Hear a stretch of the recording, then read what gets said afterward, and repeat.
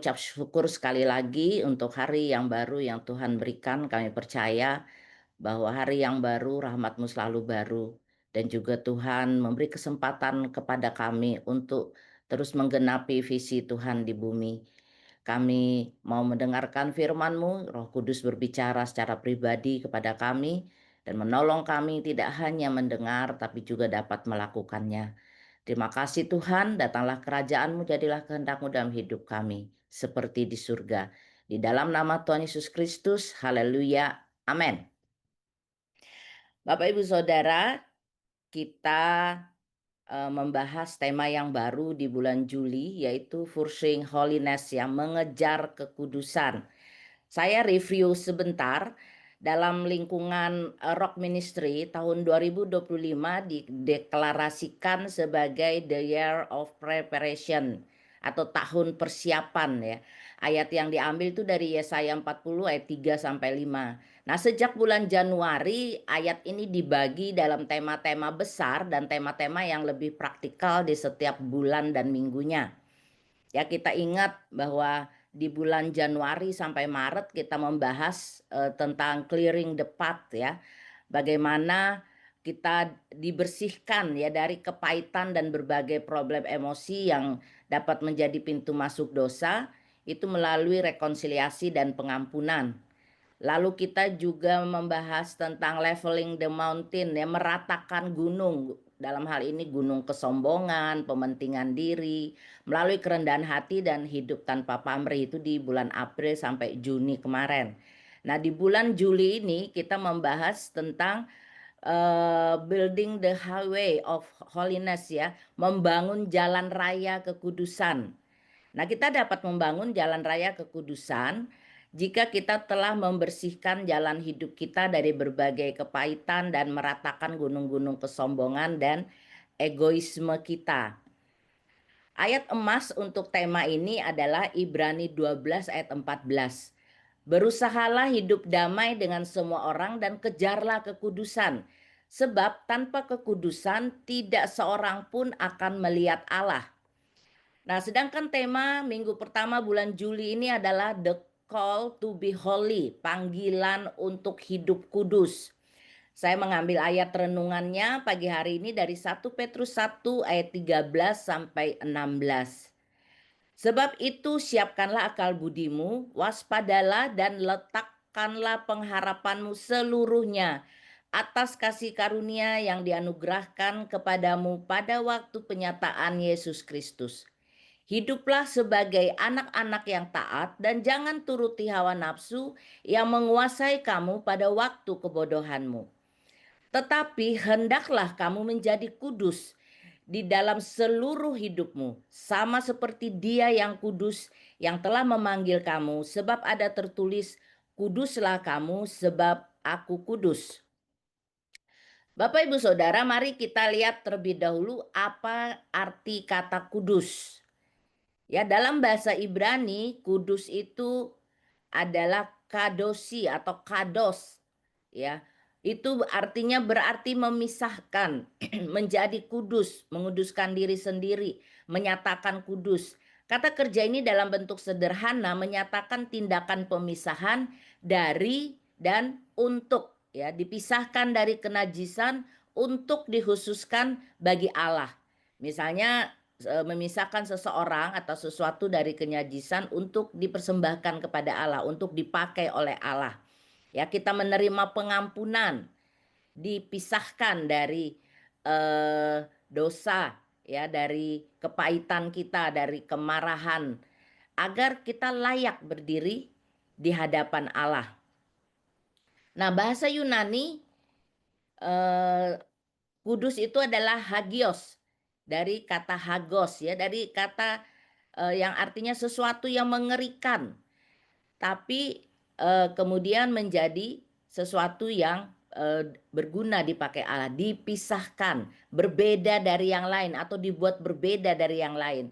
Secara fisik dia murni, tidak tercampur, secara moral dia tidak bercela atau religius, dan secara seremonial dia dikhususkan. Nah, itu arti kata kudus. Nah, dalam upaya mengejar kekudusan kita perlu menyadari satu hal Bapak Ibu Saudara, bahwa kita terlebih dahulu telah dikuduskan oleh Tuhan. Kekudusan itu bersumber dari Allah. Karena pada hakikatnya Allah itu maha kudus. Dia berada di tempat yang maha tinggi yang terpisah dari berbagai macam dosa dan kejahatan di bumi ini. Salah satu gelar Allah adalah Yehova Mekadiskem, yang artinya Tuhan yang menguduskan kalian, ya, dapat kita baca itu di kitab Keluaran. Nah, ketika Allah membentuk manusia dari debu tanah, ia menghembuskan nafas hidup ke dalam hidungnya sehingga manusia itu menjadi makhluk yang hidup. Sebagai gambar dan rupa Allah, kita sudah punya DNA kekudusan yang dihembuskan Allah ke dalam diri kita. Namun dosa merusak kekudusan itu sehingga Yesus datang untuk menebus kita kembali. Menguduskan kita bukan dengan barang yang fana, ya, tapi dengan darahnya sendiri. Kita diberi status baru dari pendosa menjadi orang yang dibenarkan. Orang yang benar-benar benar. Gambar dan rupa Allah yang rusak dikembalikan sehingga kita dapat bertumbuh serupa Kristus, dalam hal ini bertumbuh di dalam kekudusan. Pengudusan oleh darah Kristus inilah yang membuat kita benar, disebut dengan pengudusan pasif. Semua dikerjakan oleh Allah dalam Kristus Yesus tanpa peran kita sama sekali. Proses ini disebut sebagai justification atau pembenaran. Nah, tetapi proses itu tidak berhenti sampai di justification. Ada banyak ayat di Alkitab yang memerintahkan kita untuk menjadi kudus. Contohnya tadi dalam Ibrani 12:14 dan 1 Petrus 1 ayat 15 yang kita baca tadi, ya. Kekudusan ini kita sebut sebagai kekudusan aktif. Artinya kita meresponi anugerah keselamatan yang telah kita terima melalui Tuhan Yesus dengan menjalani pengudusan terus-menerus, atau biasa disebut sebagai progressive sanctification. Nah, ini adalah tanggung jawab kita. Kita hidup dalam pengudusan terus-menerus ketika kita hidup dalam firman Tuhan setiap saat. Tetapi dalam hal ini kita tidak berjuang sendiri. Ada Roh Kudus yang senantiasa memimpin kita kepada kebenaran dan menolong kita untuk melakukan kebenaran. Nah, bagaimana kita dapat mengejar kekudusan? Rasul Paulus mengajarkan kita dari pembacaan kita tadi 1 Petrus 1 ayat 13 sampai 16. Yang pertama di ayat 13 dikatakan siapkan akal budimu. Setelah kita diselamatkan, kita perlu mempersiapkan akal budi kita. Ada perjalanan yang harus kita tempuh. Ada pertandingan yang harus kita ikuti. Ada peperangan yang harus kita menangkan. Dan pekerjaan besar visi Allah yang harus kita lakukan sebagai representasi kerajaan Allah di bumi. Kita perlu mempersiapkan pikiran, perasaan, hati kita agar siap, cepat, dan sigap meresponi zaman yang semakin mengkhawatirkan ini. Ingatlah bahwa kita sudah dikuduskan, artinya hidup kita harus berbeda dengan dunia. Kalau kita tidak siap, kita akan dibutakan oleh ilah zaman ini dan kita akan menjadi sama dengan dunia, bahkan bisa jadi lebih buruk dari dunia. Oleh sebab itu, siapkan diri kita, bereskan semua yang belum beres. Ya, jangan biarkan hal-hal tersebut menghambat pengejaran kita akan kekudusan. Kerahkan semua kekuatan dan daya pikir serta potensi kita untuk fokus kepada tugas dan tanggung jawab kita untuk menghadirkan kerajaan Allah melalui kekudusan kita. Yang kedua, ayat 13 masih waspadalah, ya. Waspadalah. Waspadalah terhadap semua bahaya dan musuh rohani. Berjaga-jaga senantiasa. Jangan memberi celah atau kesempatan kepada iblis untuk merusak kekudusan kita. Minta hikmat dan tuntunan Roh Kudus setiap saat, sebab iblis pun bisa menyamar sebagai malaikat terang. Paling tidak kita perlu waspada terhadap tiga hal ini: harta, tahta, dan cinta. Karena jika tidak disikapi dengan baik, ketiga hal ini bisa membuat kita jatuh dan gagal dalam pengejaran akan kekudusan. Ya, hamba-hamba Tuhan, gereja Tuhan juga tidak luput dari hal ini, ya. Harta, tahta, dan cinta, terutama uang dan kedudukan, uang dan kekuasaan. Seringkali juga terjadi di gereja dan juga menguasai hamba-hamba Tuhan. Oleh sebab itu, kita perlu memiliki pengendalian diri atas segala hal, atas pikiran kita, atas emosi, atas keinginan, atas sikap dan tindakan kita. Oleh sebab itu, kita butuh Roh Kudus untuk memimpin kita. Yang ketiga, Bapak Ibu Saudara, taat. Ya, ayat 14, hiduplah sebagai anak-anak yang taat. Ketaatan akan kebenaran akan menghasilkan kekudusan dalam hidup kita. Karena kebenaran itu menguduskan kita.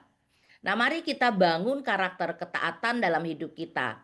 Ya, taat di dalam, taat di luar. Sikap hati yang taat pada Tuhan dan firman-Nya harus juga nampak pada ketaatan kita pada aturan-aturan yang ada di dunia ini. Taat pada peraturan perusahaan bagi Bapak Ibu Saudara yang bekerja ya. Tidak datang ke kantor terlambat, tidak minta pulang cepat ya. Banyak orang yang datang terlambat, pulangnya cepat, tapi minta naik gaji yang besar.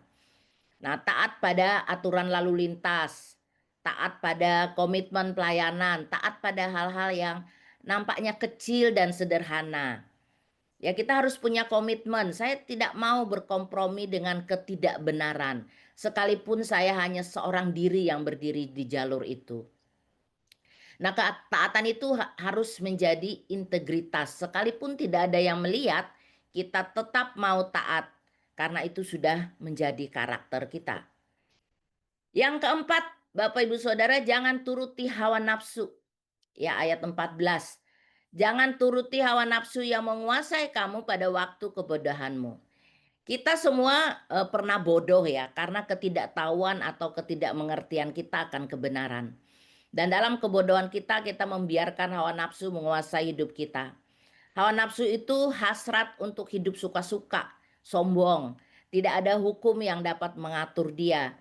Ya, dia hidupnya semena-mena ya, membuat dia perilakunya agak lain gitu deh. Di luar kepatutan, tidak tahu malu, alpakan tanggung jawabnya. Nah, buahnya apa? Dia diperbudak. Entah itu oleh percabulan ya, oleh pemborosan, amarah yang membuat dia beringas, makanya dia melakukan KDRT atau bawaannya berantem aja sama orang gitu ya.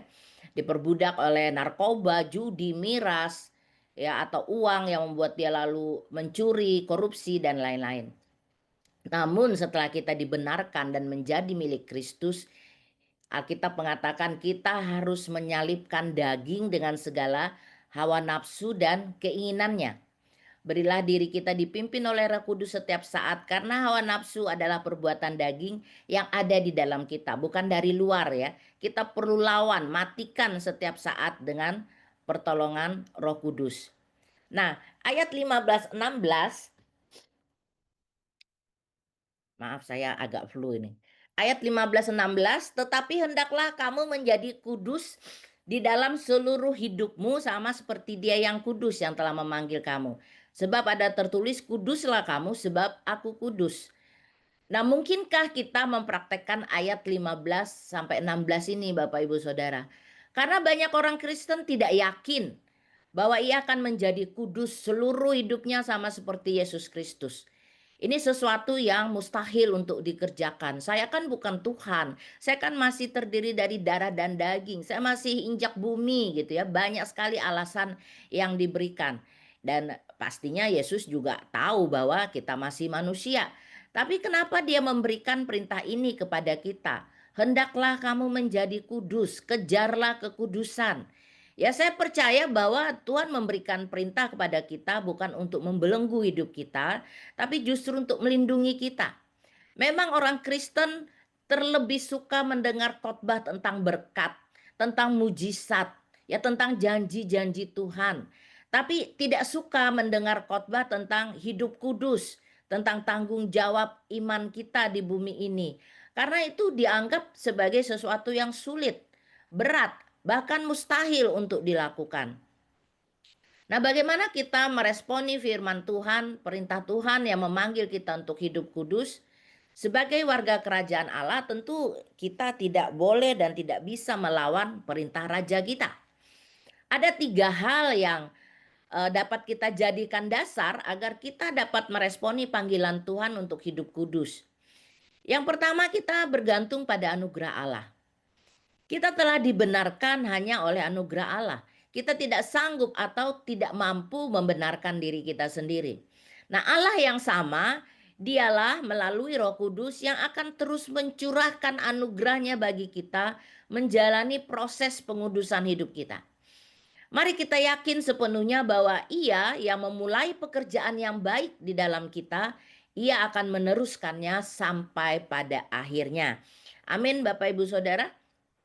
Yang kedua, taat pada firman Tuhan sebagai perintah. Jadi kita harus melihat firman Tuhan itu sebagai perintah. Ya, menjadi kudus atau mengejar kekudusan adalah perintah dari Raja kita, bukan undangan yang bisa kita lakukan atau tidak kita lakukan sesuai dengan mood kita gitu ya.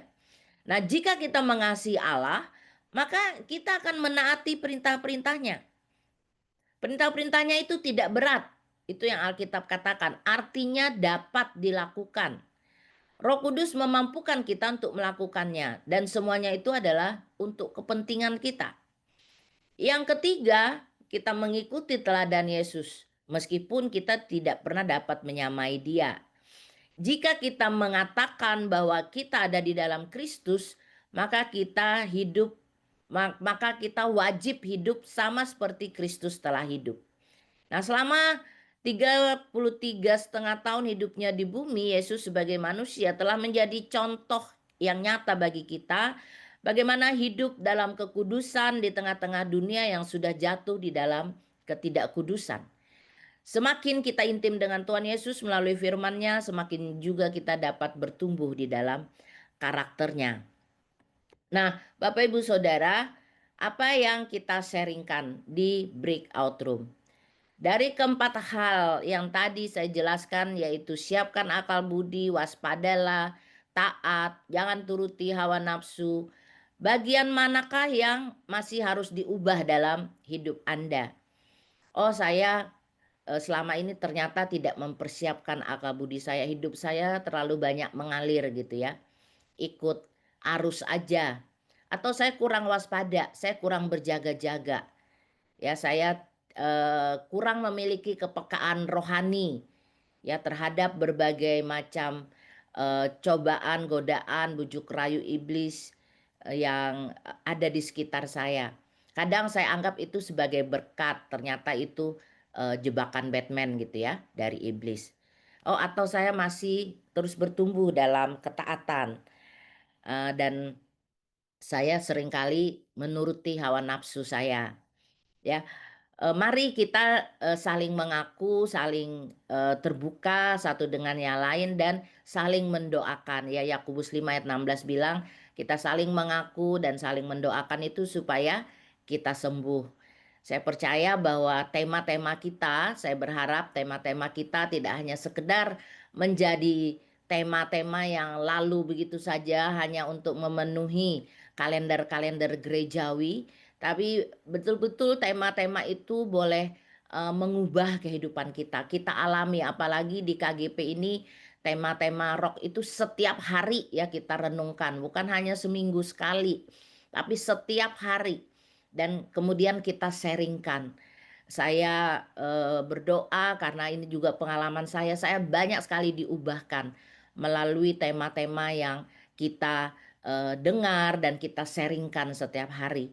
Dan saya memohon kiranya di anggota BR itu boleh aktif ya untuk sharing dan nanti saling mendoakan, tidak hanya ketua BR yang mendoakan, tapi mari kita saling mendoakan satu dengan yang lain.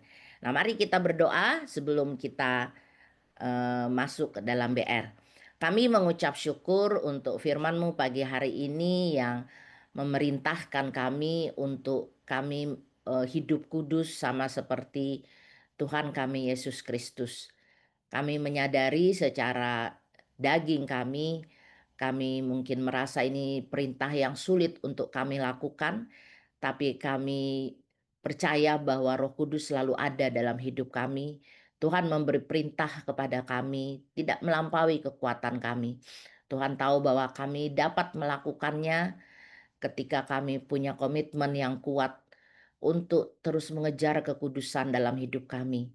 Karena kami diciptakan menurut gambar dan rupa Allah dan kami ada di bumi ini untuk mempresentasikan kerajaan Allah itu di bumi. Mampukan kami ya Bapa dan biar Roh Kudus terus bekerja dalam hidup kami agar kami boleh semakin kudus, semakin hidup berbeda dari dunia di sekitar kami. Di dalam nama Tuhan Yesus Kristus kami mengucap syukur. Haleluya.